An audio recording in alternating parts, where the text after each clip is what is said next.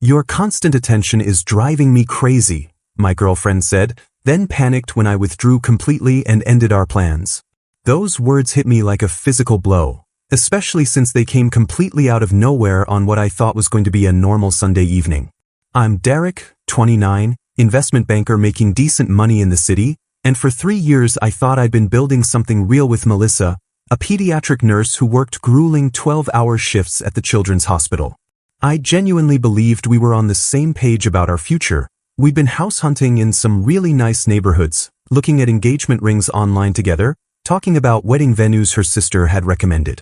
The bomb dropped the moment she walked through the door after her girls' weekend in Miami with her friend Kennedy. I was making dinner, actually excited to hear about her trip and show her the mortgage pre-approval letter that had come while she was gone. "We need to talk," she said, dropping her bags with this weird energy I'd never seen before.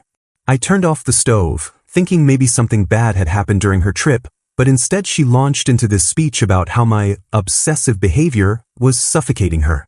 I'm talking about things like bringing her lunch during her shifts because I knew the hospital cafeteria food was terrible, remembering when she had difficult cases in the NICU and needed extra emotional support, or planning surprise date nights after her particularly brutal weeks. "Derek, it's too much," she said, pacing around our living room like she was trapped. "The way you remember every detail about my work schedule, how you just show up with coffee when I'm stressed, it feels controlling and obsessive."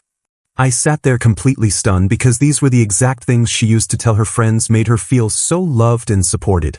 Her coworkers had even commented on how thoughtful I was, how lucky she was to have someone who actually paid attention. "I don't understand," I said.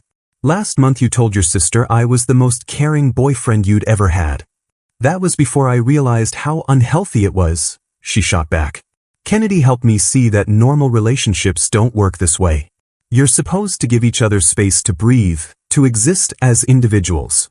Kennedy, the recently divorced real estate agent who'd been through 3 marriages and seemed to take pride in her cynicism about men. I should have known her influence was behind this sudden personality change. "What exactly do you want me to change?" I asked, trying to understand what boundaries she needed. But instead of giving me specific, reasonable requests, she became defensive and evasive. "See? You're interrogating my feelings right now," she accused. "This is exactly what I'm talking about. You can't just accept what I'm saying without analyzing it to death." The conversation spiraled from there, with her accusing me of making her feel guilty for wanting independence, while I sat there trying to figure out when caring about someone's well-being became a character defect that needed to be fixed. I decided to take Melissa at her word and give her exactly what she'd asked for, complete emotional distance. The next morning, I didn't bring her coffee before her early shift like I had every single day for the past 2 years. I didn't text her good luck messages before difficult procedures or check in during her lunch breaks to see how her day was going. When she came home exhausted after dealing with sick children all day, I didn't offer foot rubs or ask about her patients or suggest we order from her favorite Thai place. I treated her like a polite roommate instead of the woman I'd been planning to propose to within the next 6 months. The expensive couple's retreat to Napa Valley that I'd been planning for 3 months? I called the resort and transferred our reservation to my investment firm's annual company retreat instead. My colleagues were thrilled about the upgrade to a luxury vineyard resort, and I figured if Melissa wanted space, she probably didn't want to spend a romantic weekend discussing our relationship anyway. When her car started making that grinding noise she'd been ignoring for weeks, and she mentioned it with that expectant look she used to get when she wanted me to handle something, I simply said, "That sounds frustrating. You should probably call a mechanic." The look of surprise on her face was almost comical, like she couldn't believe I wasn't immediately jumping into action to solve her problem. At first, she seemed genuinely relieved by the change. "This feels so much healthier," she announced after a few days, stretching on the couch like she'd been freed from some invisible cage. "I can actually breathe in this relationship now." Kennedy was right about how important it is to maintain your independence. But by the end of the first week, subtle complaints started creeping in. "You seem really distant lately," she mentioned while we were eating dinner in complete silence because I'd stopped asking about her day. "I'm giving you the space you requested," I replied calmly, not looking up from my plate. "This isn't what I meant," she said, her voice taking on this frustrated edge. "I meant emotional space, not complete indifference." I found that fascinating. What's the difference exactly? You're being deliberately obtuse, she snapped. Normal couples still communicate and show they care about each other. So I was supposed to care, but not too much. Show interest, but not obsessive interest. Support her, but not in ways that made her feel supported. The mental gymnastics required to navigate her contradictory expectations were becoming exhausting, so I decided to just stick with her original request for space. By the third week, Melissa's complaints had escalated into full accusations of emotional abuse. She cornered me one evening when I got home from work, blocking my path to the kitchen with this wild look in her eyes. "We need to have a serious conversation about what you're doing to this relationship," she announced, like she was conducting some kind of intervention. What followed was a 2-hour marathon session where she simultaneously demanded that I care about her while insisting that my previous caring behaviors had been completely inappropriate and controlling. "You're punishing me," she said, tears streaming down her face. "You're using silent treatment and emotional withdrawal as weapons because I asked for healthy boundaries." I sat there listening to this elaborate victim narrative she'd constructed, where my decision to respect her stated wishes somehow made me the villain. "Melissa, you literally told me my attention was driving you crazy and that I was being obsessive," I said calmly. "I'm giving you exactly what you asked for." "But you're supposed to fight for us," she exploded, and there it was, the real expectation hidden beneath all her talk about independence and space. She hadn't wanted me to actually change my behavior. She'd wanted me to argue with her, to beg her to let me keep loving her the way I always had. This was some kind of test I'd apparently failed by taking her at face value instead of playing games. "So you wanted me to ignore your clearly stated boundaries and continue behavior you'd labeled as controlling?" I asked. "That doesn't make sense." "You're being deliberately obtuse again," she accused, which seemed to be her go-to response whenever I pointed out the logical contradictions in her position. Normal boyfriends would be concerned when their girlfriend says she needs space. They'd want to understand what's wrong and work together to fix it. The irony was staggering. When I tried to understand and work together, she called me obsessive. When I'd respected her request for space, I was emotionally abusive. There was literally no way to win this game because the rules kept changing based on what would make me wrong. Later that week, I discovered she'd been documenting my cold behavior in detail, texting screenshots to Kennedy with commentary about how I'd responded to various situations. Kennedy, of course, was validating every single complaint and encouraging Melissa to see herself as a victim of psychological manipulation. "He's definitely punishing you for setting boundaries," Kennedy had written. "Classic narcissistic behavior. Document everything." I found the text thread when Melissa left her phone on the counter while showering. Page after page of Kennedy coaching her on how to interpret my every action through the lens of victimhood, turning my respectful compliance with her wishes into evidence of malicious intent. The woman who destroyed 3 marriages was now systematically dismantling mine, and Melissa was eating up every word like gospel truth. The situation reached a new level of insanity when Melissa decided to involve my family. I came home from work one Thursday to find 17 missed calls from my mother, each voicemail more panicked than the last. "Derek, honey, please call me back immediately." Her voice was shaking. "Melissa called me this afternoon and I'm so worried about you." When I called back, my mother was practically in tears. "She told me you've been having some kind of psychological breakdown," Mom said, "that you've become dangerously withdrawn and she's concerned about your mental state. She thinks you need professional help." I had to sit down. The audacity was breathtaking. Melissa had painted herself as the concerned girlfriend trying to save her boyfriend's sanity, when she was the one who demanded I change my entire personality and then got angry when I actually did it. "Mom, let me explain what's really been happening," I said, and spent the next hour walking her through the entire situation. My mother listened in stunned silence as I described how Melissa had been positioning herself as my future wife while simultaneously claiming she needed freedom from our relationship. "That girl has been talking about wedding venues with me for months," Mom said, her voice filled with disbelief. "She showed me engagement ring photos on her phone just last week. What kind of person does that and then claims they need space?" The family interference backfired spectacularly because now my parents understood exactly what kind of manipulation I was dealing with. But Melissa wasn't done yet. Over the weekend, she launched into full love-bombing mode, cooking elaborate meals I didn't ask for, wearing my favorite outfits, initiating physical intimacy, and generally acting like the girlfriend she'd been before Kennedy's toxic influence took hold. "I've been thinking about what you said," she told me over dinner Saturday night, candles flickering between us like some romantic comedy scene. "Maybe I was too harsh about the attention thing. I do appreciate how much you care." But when I didn't immediately snap back into doting boyfriend mode, her mask started slipping. By Sunday evening, I could see flashes of genuine rage breaking through her performance whenever I maintained the emotional distance she'd originally demanded. The breaking point came when I overheard a phone conversation she was having with Kennedy while I was in the bathroom. "He's not responding the way you said he would," Melissa was whispering urgently. "I've been doing everything, cooking, dressing up, being affectionate, and he's still acting cold." Kennedy's voice was loud enough that I could hear her response through the speaker. "Then you need to escalate. Make him think he's losing you completely. Men like Derek only respond to the threat of abandonment." I stood there in my own hallway, listening to them strategize about how to psychologically manipulate me back into compliance, and finally understood that this had never been about healthy boundaries or independence.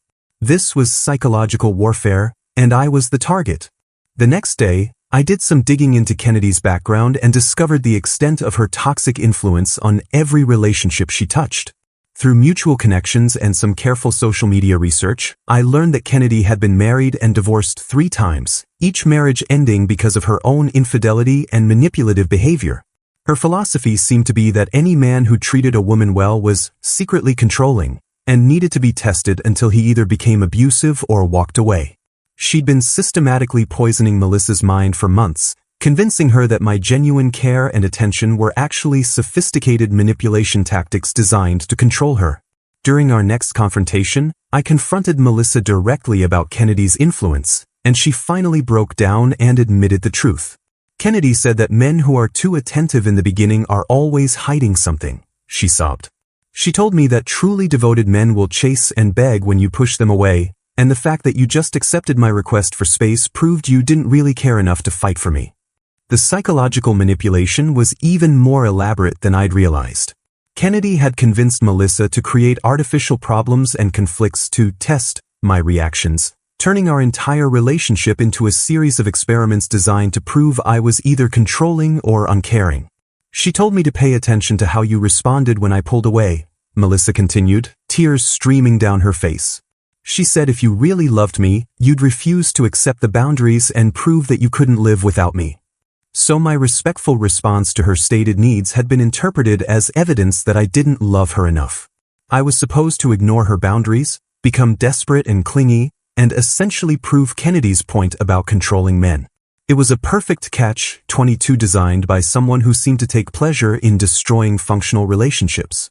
Kennedy said she was protecting me from getting too comfortable with someone who would eventually reveal his true nature, Melissa whispered.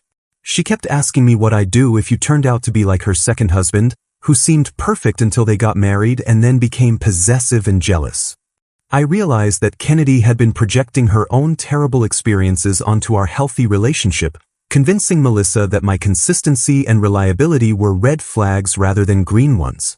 When Melissa attempted to use physical intimacy as another manipulation tactic, trying to seduce me back into our old dynamic, I maintained my boundaries and told her we needed to have complete honesty before we could even think about physical reconnection. Her breakdown was immediate and genuine, probably the first real emotion I'd seen from her in weeks, as she realized that all of Kennedy's tactics had backfired spectacularly and she was losing the best relationship she'd ever had to someone who collected failed marriages like trophies. I decided we needed to have one final, completely honest conversation about our relationship, and what Melissa revealed during that talk changed everything I thought I knew about the woman I'd been planning to marry. Sitting across from each other at our kitchen table, she finally broke down and admitted that the space request had never been about genuine need for independence. It had been based on pure fear. "I was terrified that your love was too good to be true," she said through tears, her voice barely above a whisper. "Every other guy I dated either lost interest after a few months or turned out to be using me for something. When you kept being consistently caring and thoughtful after 3 years, I started waiting for the other shoe to drop." The psychological manipulation hadn't been intentional at first, she explained. It started as her trying to protect herself from potential future heartbreak by creating distance before I could leave her first. But Kennedy's influence had turned those protective instincts into deliberate testing behaviors designed to make me prove my devotion in increasingly unreasonable ways. Kennedy kept telling me that if you really loved me, you'd fight harder when I pushed you away, Melissa confessed. She said the fact that you respected my boundaries so easily meant you were probably relieved to have an excuse to care less. She convinced me that true love means someone can't accept being pushed away. The twisted logic was breathtaking. I was supposed to become the controlling, boundary-crossing boyfriend Kennedy had predicted I'd reveal myself to be, thus proving both women right about men in general. My failure to become abusive or desperate was somehow evidence that I didn't love her enough. I only truly wanted you when I thought I was losing you, she admitted, and there it was, the core truth that made continuing this relationship impossible. She didn't actually love me, she loved the security of having someone devoted to her, and she only valued that security when she thought it might disappear. I know I can change, she pleaded desperately. I'll cut contact with Kennedy completely. I'll go to therapy. I'll appreciate everything you do instead of taking it for granted. Please don't give up on us. But I realized that even her promises to change were based on fear of loss rather than genuine love or respect for me as a person. She'd spent months making me feel like my natural way of showing love was wrong, pathological, something that needed to be fixed or hidden.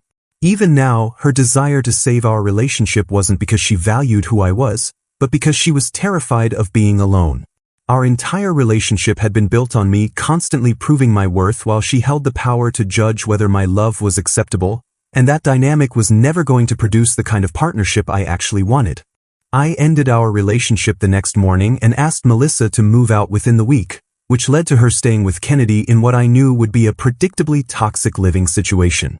The irony of her moving in with the woman who destroyed our relationship wasn't lost on me, but I figured they deserved each other at that point. Within days, Melissa launched a full smear campaign through our mutual friends, painting me as an emotionally abusive partner who'd manipulated her into thinking she was crazy for wanting healthy boundaries. But the truth has a way of emerging, especially when you're dealing with someone as unstable as Kennedy. About 3 weeks after Melissa moved out, I got a text from our mutual friend Sarah saying that Melissa and Kennedy had gotten into a massive screaming match that ended with Melissa storming out and blocking Kennedy on all social media platforms. Apparently, Melissa had finally realized that Kennedy's advice had destroyed the best relationship of her life, and when she confronted her about it, Kennedy's response was characteristically callous. I was trying to give you some self-respect, Kennedy had said. If he really loved you, he would have fought harder. That was the moment Melissa understood she'd been manipulated by someone who took pleasure in sabotaging other people's happiness, but by then it was far too late to undo the damage. Meanwhile, I was having the time of my life on that Napa Valley retreat with my work colleagues, feeling genuine peace and freedom for the first time in months. The luxury vineyard resort was absolutely beautiful, and I found myself laughing and relaxing in ways I hadn't been able to do while constantly walking on eggshells around Melissa's ever-changing emotional needs. My coworkers kept commenting on how different I seemed, more confident and at ease, like I'd been carrying invisible weight that had finally been lifted. Melissa's final desperate attempts to reconcile came through increasingly pathetic text messages from new phone numbers and mutual friends who she'd enlisted to plead her case. She says she's learned her lesson and knows what real love looks like now, Sarah told me over coffee. She wants you to know that she'll never let anyone influence her against you again. But I was done being someone's learning experience, done proving my worth to someone who only valued me when she thought she was losing me, and definitely done with someone whose idea of personal growth required destroying our relationship first.